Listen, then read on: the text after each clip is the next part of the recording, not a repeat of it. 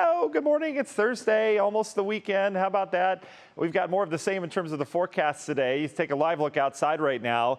And if you could tell what this normally looks like versus what it looks like today, it's kind of wet outside. And we've got some haze and some fog around once again. Just kind of a murky, heavy, humid start. And boy, we went so dry for 2 weeks, and now we're dealing with daily rainfall chances. We could still use some more rain, but, let's get a little sunshine in here, shall we? 66 degrees right now. 63 is the dew point, so both are pretty close. That's why we have some haze and some fog, plus we have that humidity around. And we've had more rain develop along this boundary. Yesterday we had a decent line of some downpours that developed and kind of held.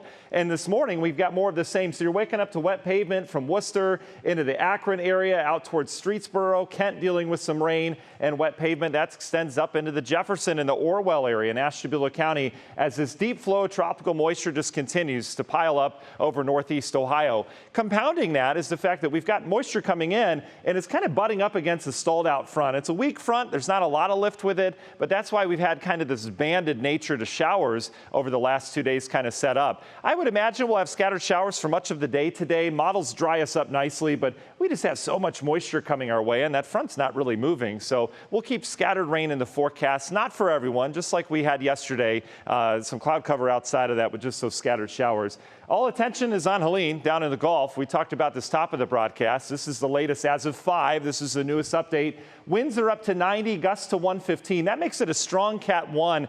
This system's a little bit different. It's huge. It's about 500 miles wide. And normally with a hurricane, you have this intense center of circulation where the winds and everything really ramp up inside. This system's spread out because it's so big. They've got tropical storm force winds already in Florida, hundreds of miles away from the center.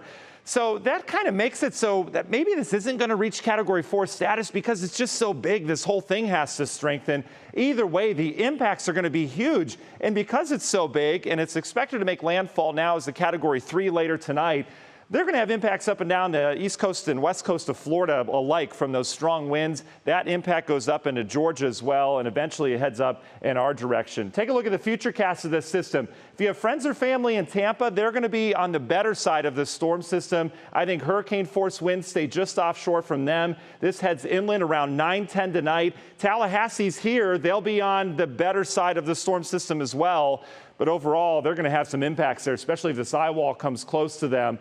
And then it heads inland. Wind damage, power outages expected across Georgia. And you notice how we get some rain here in northeast Ohio. So let's track that out. Your National Design Mart hour-by-hour forecasts. I would keep a few showers on here today. Otherwise, clouds. We're in the 70s. Tonight, we're quiet, mainly cloudy skies. Perhaps a shower. We're back into the 60s.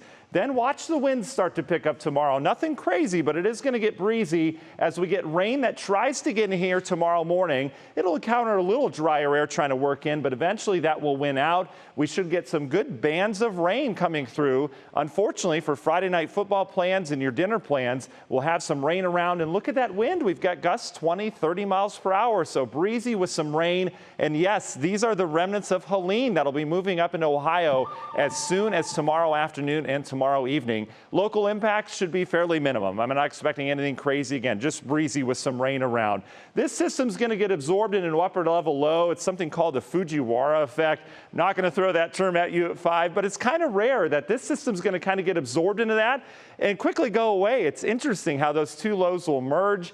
What that does for our weekend forecast is it keeps showers around. There's not going to be a lot of wind with this, but just periodic showers Saturday, Sunday into Monday. No day looks to be a washout, but we will have rain around. And then by Tuesday, we're still expecting a fall-like front to move through here. That will clear everything out, and it'll bring in a fall-like air mass to end the week next week. In terms of the drought, this is where it's worse. Look where the rain falls. Thank you, tropics. That's the good thing about it. Union Hill Mortgage 7-day forecasts tracking the remnants of Helene through northeast Ohio as we get into the weekend. Temps in the 70s, still humid outside. And then Tuesday's that day of change.